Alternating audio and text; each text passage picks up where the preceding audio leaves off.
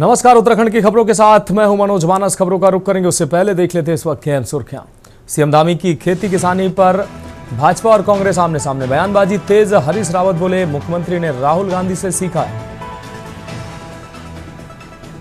पंचायत चुनाव में जरूरत पड़ी तो हेलीकॉप्टर से पहुंचाई जाएगी पोलिंग पार्टियां। मानसून के कारण कई जगह सड़कें बंद।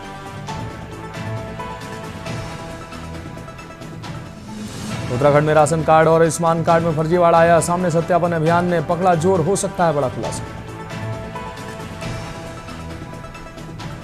प्रदेश के बिजली उपभोक्ताओं को अगले महीने सस्ता मिलेगा बिल। यूपीसीएल ने एफपीपीसीए के तहत 81 पैसे प्रति यूनिट तक छूट दी।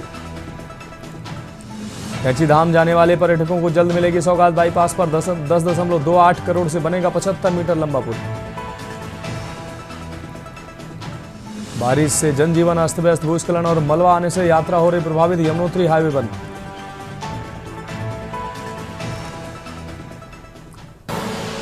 आप देख रहे हैं के न्यूज, खबरों का सारथी। और अब खबरें विस्तार से। हम खबर से बुलेटिन की शुरुआत करते हैं। नैनीताल के बौद्ध मठ सुख निवास में तिब्बत के आध्यात्मिक गुरु दलाई लामा का 90वां जन्मदिन बड़ी ही हर्षोल्लास के साथ मनाया गया। तिब्बती समुदाय ने मठ में पूजा अर्चना कर उनकी लंबी आयु की प्रार्थना की। तिब्बती समुदाय के अध्यक्ष तेंजिंग थोपगिल ने दलाई लामा के संदेश का उल्लेख करते हुए कहा कि वह अगले 30 से 40 वर्षों तक जीवित रहकर बौद्ध धर्म और सभी प्राणियों की सेवा करेंगे।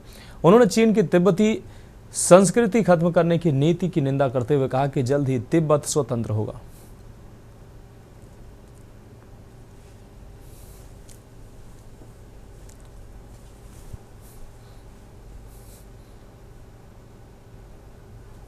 आज दलाई लामा जी का 90वां जन्म दिवस और दूसरा हमारे तिब्बती शरणार्थी जो नैनीताल आने के बाद आज 7 साल पूरे हो जाते हैं हमारे नैनीताल वासियों को नैनीताल आए हुए। तो ये दो महत्वपूर्ण उत्सव हम लोग मना रहे हैं साथ में नैनीताल में।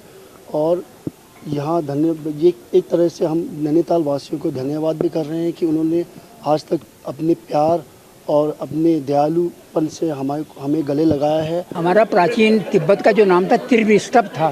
त्रिविष्टप माने स्वर्ग होता है, इसलिए तिब्बत हमारा एक सनातन धार्मिक पड़ोसी रहा है। और तिब्बत की आज़ादी छीनने से तिब्बत से ज़्यादा नुकसान भारत को हुआ है, क्योंकि हमारी 1600 किलोमीटर लंबी जो सुरक्षित सीमा रेखा थी। नगर स्थित कॉर्बेट टाइगर रिजर्व में रविवार को मुख्यमंत्री पुष्कर सिंह धामी पहुंचे, जहां उन्होंने फलदार पौधा रोपकर वन्यजीव संरक्षण और पर्यावरण बचाने का संदेश दिया। इससे पहले सीएम ने ढेला और तराई पश्चिमी वन विभाग के फांटो जोन का भ्रमण किया। सीएम धामी ने कहा कि वन और वन्यजीव हमारी अमूल्य धरोहर हैं, जिनका संरक्षण हमारा कर्तव्य है। ये पर्यटन की रीढ़ है और इसके जरिए रोजगार के अवसर भी पैदा हो रहे हैं। उन्होंने जानकारी दी है कि पूरे प्रदेश के 40 वन प्रभागों में फलदार पौधों का रोपण किया जाएगा, ताकि मानव वन्यजीव संघर्ष को कम किया जा सके। कार्यक्रम के दौरान वन विभाग के अधिकारी व स्थानीय लोग मौजूद रहे।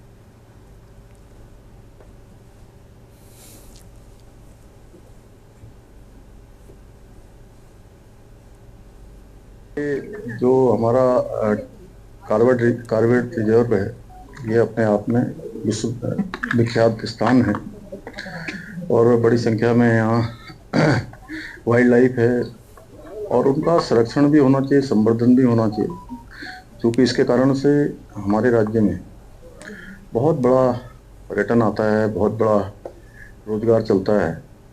इसके लिए हमने एक इकोसिस्टम यहाँ बना रहे और ह्यूमन वाइल्ड लाइफ जो कॉन्फ्लिक्ट है, उसके कारण से मानव वन्यजीव संघर्ष अक्सर हम लोगों के लिए बड़ी चुनौती होता है। योग गुरु रामदेव और आचार्य बालकृष्ण ने हरिद्वार के बहादुराबाद स्थित पतंजलि रिसर्च सेंटर में नया oral health product Patanjali Gandush oil launch किया है। लॉन्चिंग के दौरान स्वामी रामदेव ने कहा कि ये प्रोडक्ट प्राचीन आयुर्वेदिक परंपरा पर आधारित है और इससे 100 साल तक दांतों को स्वस्थ रखा जा सकता है। उन्होंने बताया कि ये पहल प्रधानमंत्री नरेंद्र मोदी की लोकल को ग्लोबल मुहिम को आगे बढ़ाने की दिशा में पतंजलि का एक और अहम कदम है। पतंजलि योगपीठ इस अभियान से लाखों डेंटिस्ट भी इससे जुड़े हैं। गंडूस ऑयल पूरी तरह से प्राकृतिक है और मुंह की सफाई व दंत सुरक्षा के लिए बेहद प्रभावी बताया गया। देश के प्रधानमंत्री भी जिस स्वदेशी की बात करते हैं और वोकल फॉर लोकल, लोकल को ग्लोबल बनाने के लिए हमें पुरुषार्थ करना चाहिए। आज हमने इसी दिशा में दंतकांति जो कि डेंटल क्षेत्र में हमने एक नया कीर्तिमान बनाया। अभी डेंटल एसोसिएशन उत्तराखंड से लेकर के देश के हजारों क्या अब तो लाखों डेंटिस्ट जो है पतंजलि के इस अभियान के साथ में जुड़े हैं और दंतकांति टूथपेस्ट के साथ अब दंतकांति गंडूस का भी आज हमने यह लोकार्पण किया है। अगली खबर का रुख करेंगे। खबर लक्सर से है, जहां हरिद्वार जनपद के लक्सर में 48 वर्षीय महिला सरोज देवी की हत्या कर 100 को एक बाग में फेंकने की सनसनीखेज घटना सामने आई है। वार्ड 3 शिवपुरी मोहल्ला निवासी सरोज देवी शुक्रवार को पड़ोसी जसबीर सिंह के साथ घर से निकली थी। जसबीर पर सरोज देवी से उधारी को लेकर विवाद चल रहा था। परिजन देर शाम तक सरोज देवी के घर न लौटने पर चिंतित हुए और उनकी तलाश शुरू की। रविवार सुबह उनका शव जसबीर के घर से थोड़ी ही दूरी पर स्थित नलकूप के पास मिला है। पुलिस ने शव कब्जे में लेकर पोस्टमार्टम के लिए भेज दिया है। मृतक के बेटे अमित कुमार की तहरीर पर आरोपी जसबीर के खिलाफ हत्या का केस दर्ज कर लिया गया है। पुलिस मामले की गंभीरता से जाँच कर रही है।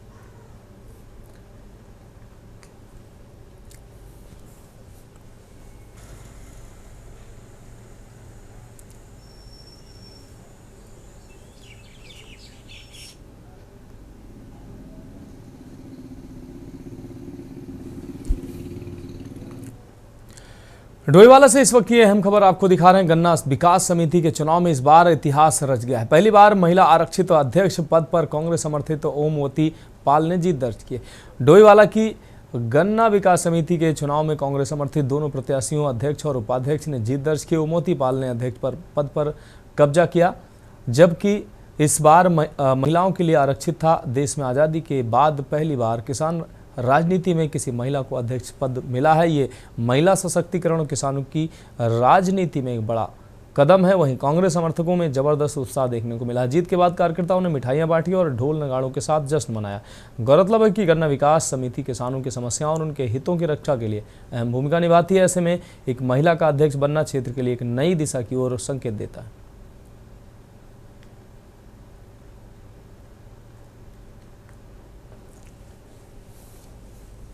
से जो गन्ना समिति के चुनाव चल रहे थे, आज अध्यक्ष और उपाध्यक्ष के रूप में इस चुनाव संपन्न हुए और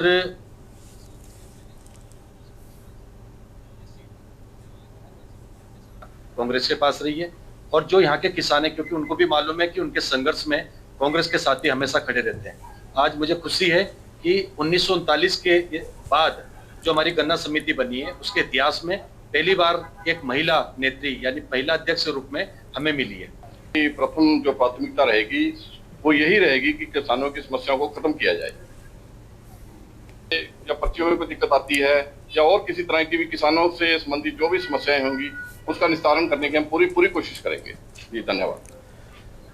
बढ़ेंगे अगली खबर की ओर। हरिद्वार से लेकर शिवालयों तक कांवड़ यात्रा चल रही, लेकिन अब इस आस्था की डोरी पर सवाल उठ खड़े हुए हैं। होटल ढाबों पर पहचान अभियान चलाने के बाद अब स्वामी यशवीर महाराज ने कांवड़ निर्माण पर भी बड़ा सवाल खड़ा कर दिया। क्या हमारी आस्था का प्रतीक कांवड़ कहीं पवित्रता से समझौता तो नहीं कर रहा? क्या जो कांवड़ हम शिव तक पहुंचाते हैं वो सही हाथों से बनकर आ रही है? हरिद्वार में कांवड़ मार्ग पर स्वामी यशवीर महाराज का पहचान अभियान अब एक नई दिशा में बढ़ चुका है। होटल ढाबों पर नेम प्लेट की मुहिम के बाद अब उन्होंने कांवड़ निर्माण पर भी सवाल उठाए। स्वामी यशवीर का तर्क है कि जो लोग मांसाहार करते हैं, गौहत्या में शामिल हैं या धर्म विशेष की भावनाओं का सम्मान नहीं करते, वो एक कांवड़ की शुद्धता को कैसे बनाए रख सकते हैं?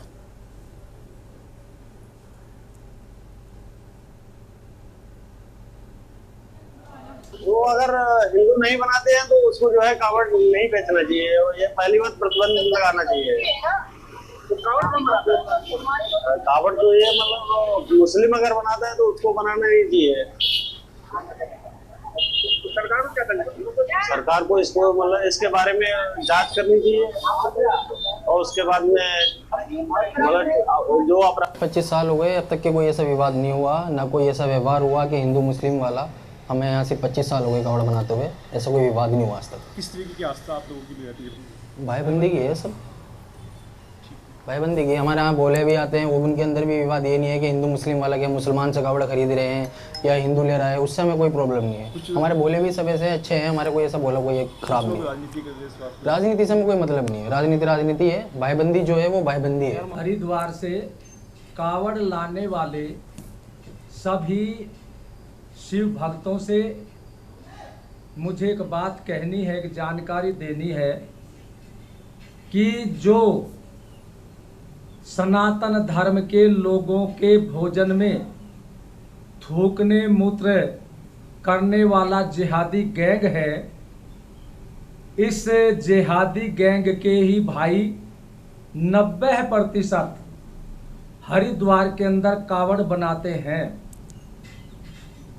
जो सनातन धर्म के लोगों के भोजन में थूकने मूत्र करने जैसा षड्यंत्र करते हैं, भोजन को अशुद्ध करके सनातन धर्म के लोगों को परोसते हैं, चाहे गंदी नालियों के भोजन, गंदी नालियों के पानी में भोजन बनाना हो, खिचड़ी बनानी हो या सब्जी फलों पर डालना हो।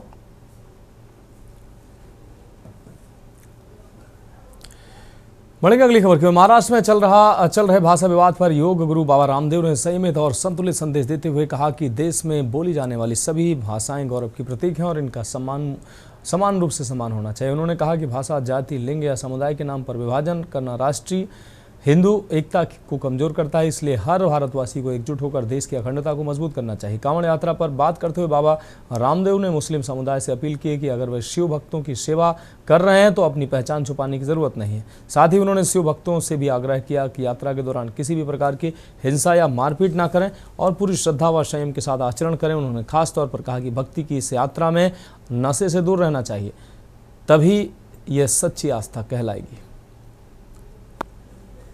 की बात कहूँगा, कावड़ जो लेकर के जाते हैं वो भगवान शिव के उद्देश्य है और भगवान शिव पवित्रता के और हमारे सनातन के सबसे बड़े गौरव, वो आदि योगी। इसलिए शिव भक्तों को संयम का और धैर्य का परिचय देना चाहिए। और कुछ लोग यदि किसी को बीड़ी, सिगरेट, शराब, कोई नशा, भांग आदि खाने की भी यदि किसी को आदत है तो जब इस बार कावड़ लेकर के जाएं तो भगवान भोलेनाथ शिव को अपने सारे व्यसन अर्पित कर दें। फिलहाल खबरों में वक्त है कि हम ब्रेक का, जल्द हाजिर होंगे। आप देख रहे हैं के न्यूज़, खबरों का सारथी। ब्रेक के बाद उत्तराखंड की खबरों में आपका स्वागत है। अब बढ़ेंगे अगली खबर की ओर। खबर नैनीताल से, जहां प्रकृति प्रेम के प्रतीक पर्व हरेला को लेकर सिटी वेलफेयर संस्था के बैनर तले पारंपरिक परिधानों से सज धज कर धूमधाम से ये मनाया गया, जिसमें शामिल महिलाओं ने उत्साह के साथ परंपराओं का निर्वहन किया। आपको बता दें कि श्रावण माह के आगमन पर 7 प्रकार के अनाज मिलाकर हरेला बोया जाता है। वास्तव में यह पर्यावरण संरक्षण, हरियाली और सांस्कृतिक परंपराओं के प्रति लोगों का सम्मान प्रकट करता है। हरेला न केवल सावन के स्वागत का संदेश देता है, बल्कि पौधारोपण और संस्कृति और प्रकृति के प्रति श्रद्धा का भाव भी दर्शाता है। बुआई का जो है तो हम लोग जो हरेला है हमारा, उसको श्रावण मास के 1 गते को मनाते हैं पूरे कुमाऊं में, उत्तराखंड में हर्षोल्लास के साथ। तो उससे 10 दिन पहले या 11 दिन पहले हरेले को बोया जाता है। उसमें 5 अनाज या 7 अनाज होते हैं और मिट्टी को सुखाया जाता है। मालू के पत्ते में सुंदर सी पुड़िया बना के उसको बोया जाता है। वर्षीय आयोजन करने के पीछे उद्देश्य सिर्फ इतना है कि हमारी संस्कृति संजीवित रहे और चिरकाल तक इस संस्कृति को हम जीवित रख सके। हरेला बोने के पीछे या 7, 5, 9, 11 अनाज के पीछे का उद्देश्य जो मेरे हिसाब से एक जो कहूँ ज्योतिषाचार्य के हिसाब से अगर देखा जाए तो उसका उद्देश्य होता है हमारे शरीर की तंत्र प्रणाली को व्यवस्थित रखना। हरेला हमारे कुमाऊनी का पर्व, हम कुमाऊनी हरेला मनाते हैं, लेकिन इसको प्रकृति से जोड़ा गया है क्योंकि जो उसमें 7 अनाज बोए जाते हैं तो वो उसको पहले ऐसा साइंस नहीं था कि फसल कैसी होगी, तो फसल कैसी होगी इसको देखने के लिए वो 7 अनाज बोए जाते हैं। बढ़ेंगे अगली खबर की ओर। खबर सितारगंज से है, जहां समूचे क्षेत्र में गमगीन माहौल में मुहर्रम का जुलूस निकाला गया। जुलूस में शामिल ताजियों को आकर्षक रूप से सजाया गया था। ताजियों का जुलूस तय मार्ग से होकर किच्छा मार्ग स्थित करबला शरीफ पहुंचा, जहां ताजियों को दफन किया गया।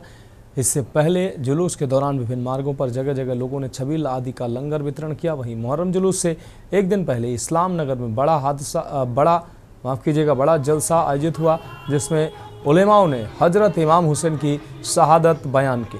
बताया गया कि मुहर्रम पर हजरत इमाम हुसैन आदि की शहादत याद की जाती है।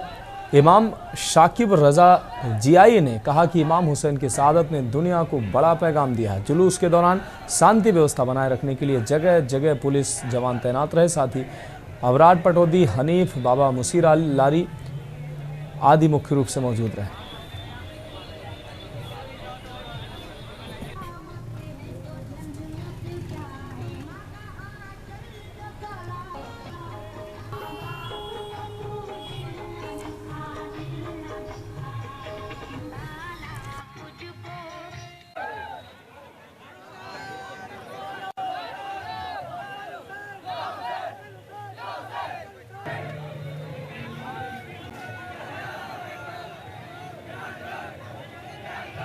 तारीख को सैयदना इमाम हुसैन शहीद हो गए।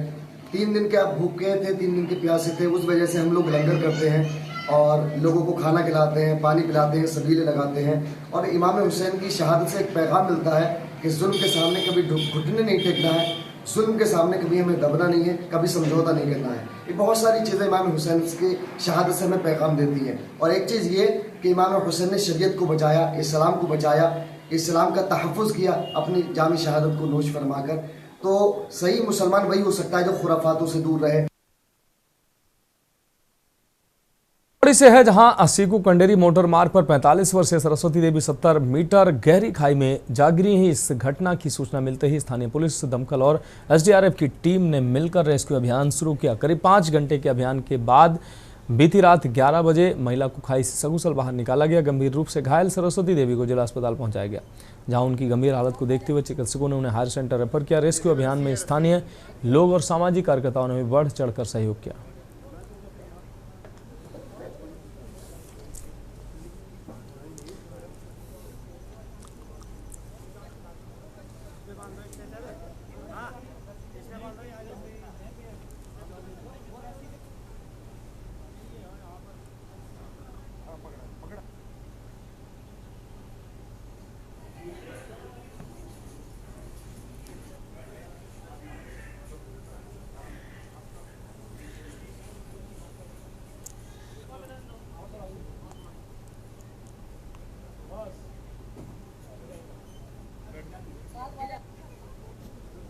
जैसे में रस्सी है, रस्सी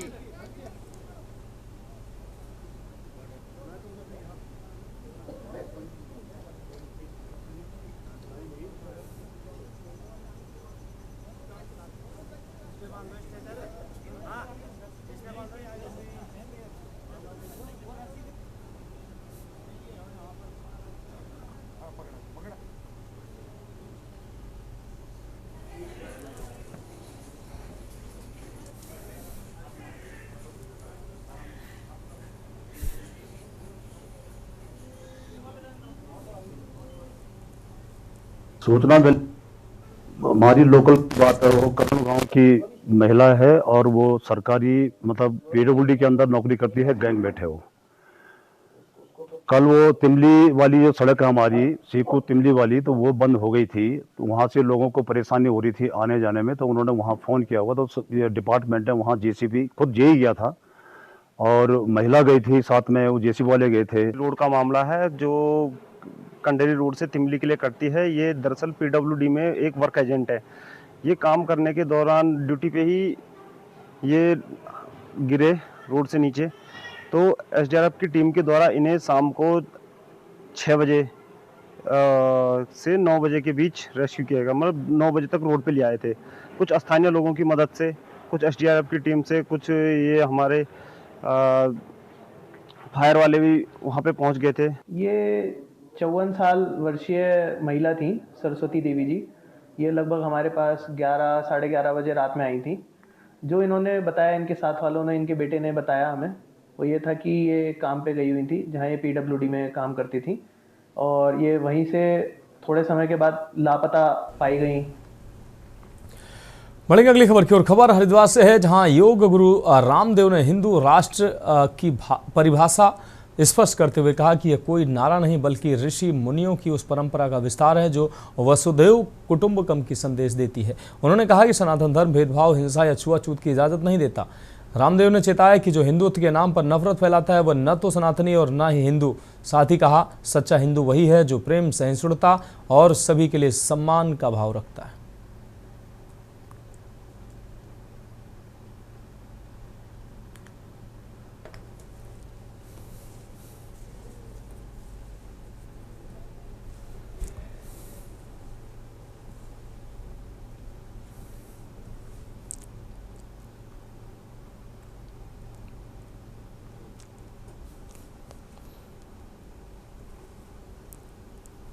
हिंदू ऋषि ऋषिकाओं के वंशधर को कोई ऐसा काम नहीं करना चाहिए जिससे कि कोई हिंदू धर्म, सनातन धर्म पर हमारे पूर्वज ऋषि ऋषिकाओं भगवान राम कृष्ण पर प्रश्न चिन्ह लगाए।